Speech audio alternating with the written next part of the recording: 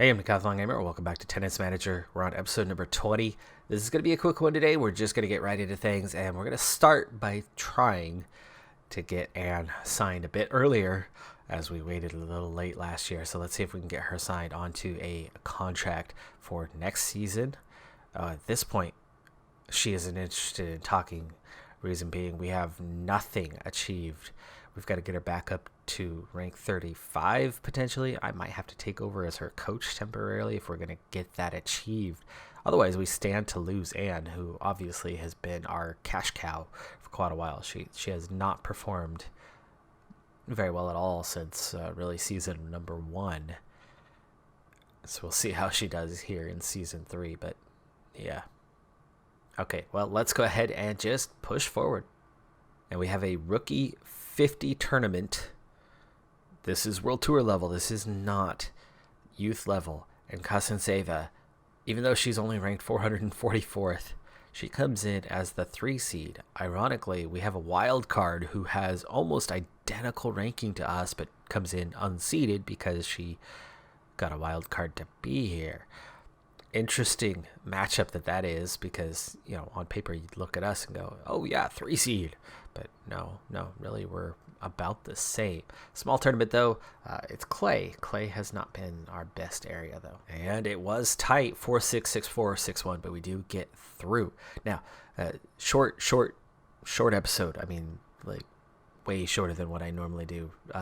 For anyone who does not follow the rest of the channel, and this is the only series that you watch, I do not believe that it's been mentioned on this series. In fact, I think I've only mentioned it on 2 others so far. So unless you watch my PCM content, you wouldn't have heard this, but I'm in the process of buying a house. And in the US, that involves a ton of bureaucracy where, tight again, losing the first set.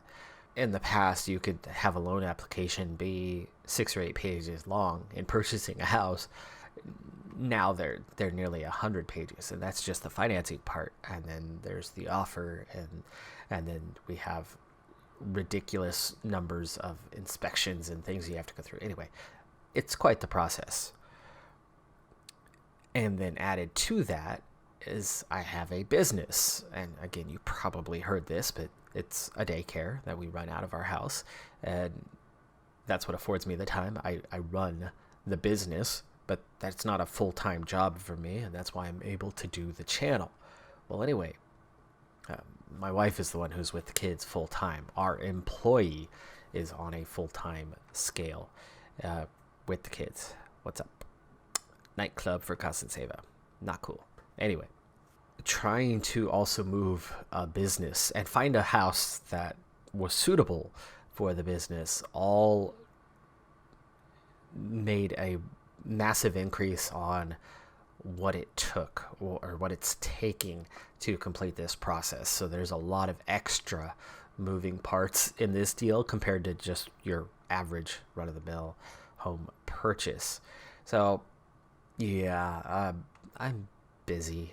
For example, today I woke up at 4:30 in the morning. Now I get up early anyway. I get up at 6:15 every day, but I got up basically a full 2 hours early to get some work done because I had to, and I was up till 11 working till 10:58 last night. So that's the state of my life at the moment. We are in the final for this one. We are the highest remaining seed against the 8 seed, 500th ranked Amanda Carcass. We'll see how we do in this one. I'm not going to do any actual in-person matches, I think, for this episode, as we're just going to try to progress things along, and we win it 6-1, 6-3. So there you go, tournament victory at the rookie 50 level, which I believe is our second title now at that level. I think we're definitely ready to start competing maybe one notch higher. All right, so here's the end of the period report. We open with Ita, who dropped 3 places in the junior rankings. Though she went from scoring no points to scoring 1,000.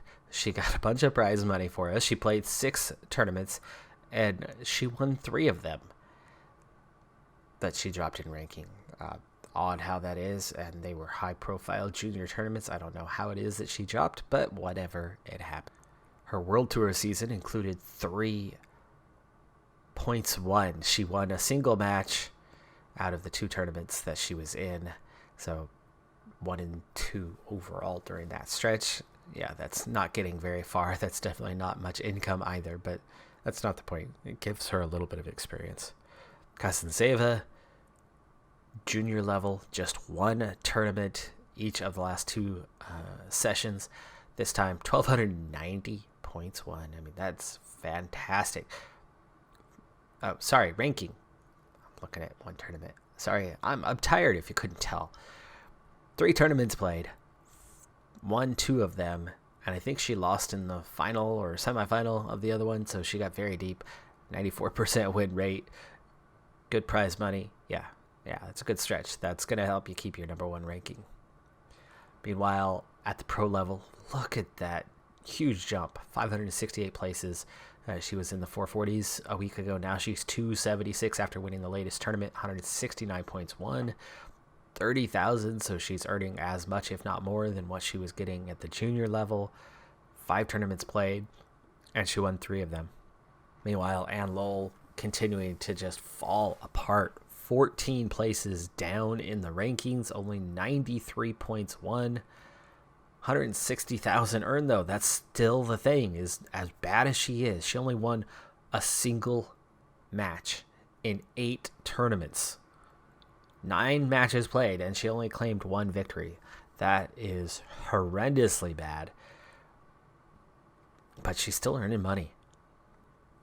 Ita, even without our support, is leveling up fairly quickly, and she's not an early bloomer, so that's good.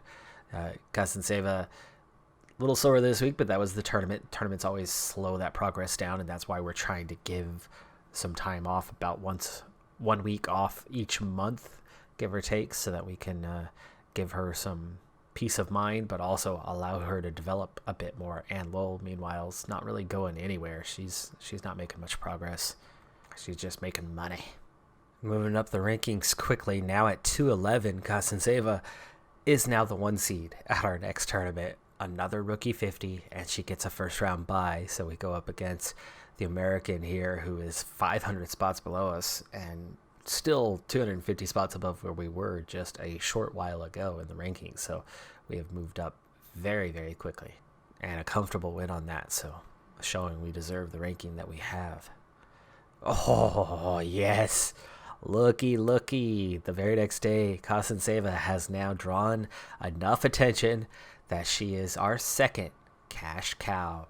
Shoe contract being offered here. We have, 1 season. Let's start with the finances. Expectations. It's not even showing what it would be, so it's more just the choice. The Adidasslers, or Mikey. I know we already signed with the Adidasslers, but I gotta go with Mikey. So, funny story about those. At short version, because I don't have time for the long version, okay? Adidas, founded by Adolf Dassler, who, along with his brother, who then went on to form Puma, were in the Nazi regime during World War II.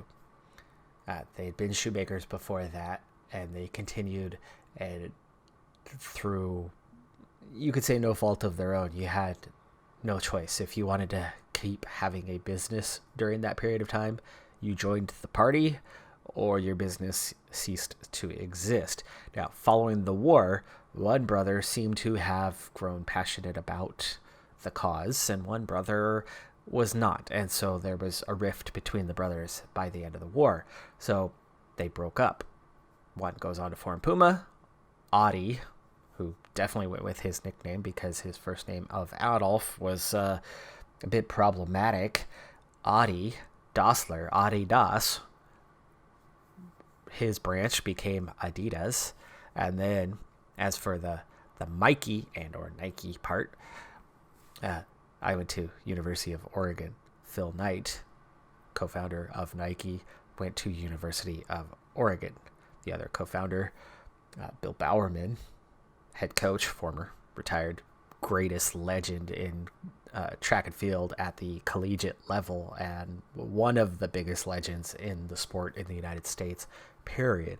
But Bill Bowerman, along with Phil Knight, founded Nike, and both Adidas and Nike are headquartered right here in my neck of the woods, just minutes away. I've got 3 close friends and soccer teammates that all work at Nike. Well, anyway, as a U of O alum, that's my easy choice, but we've already signed, right? Okay, and we only have one choice for this one, but there you go. 3 new contracts. Let's go ahead and make our final push and see where. Boom! Oh ho ho! Money, money, money! We are rolling in dough now. Thank you, Cousin Seva, for reaching that point where she's bringing in money. And you know what? That makes it so much easier to let someone like Ann Lowell go, who has a very bad contract, terrible contract, and is not a good player. But I'll still re-sign her if I can, because she's still bringing in good money. And at this point in the playthrough, it's all about that, because we need infrastructure if we're actually going to be a team that can go on and win Grand Slams, win titles. That's what it's going to take. Okay, well, we have cash. We definitely have cash, I think, to get our next business center upgrade going like right away.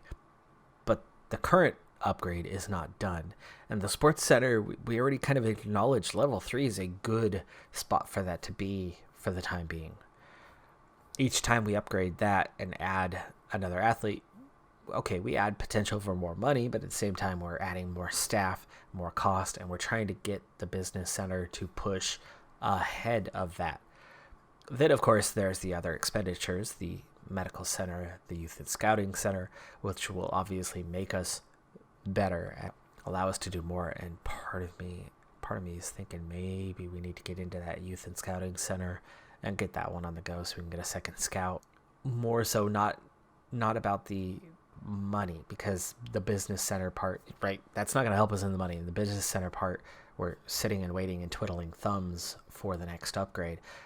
But how much is the next upgrade? I don't quite remember what this, well, never mind. This upgrade was $420,000. We barely have more than that, which means the next upgrade done in 4 months is going to be quite a bit more expensive. I mean, we're probably talking $600,000. Maybe we need to just hang on to this money and keep going. When the next business center, when this upgrade is done in 4 months, maybe by that point we'll have enough money to go right into the next upgrade immediately.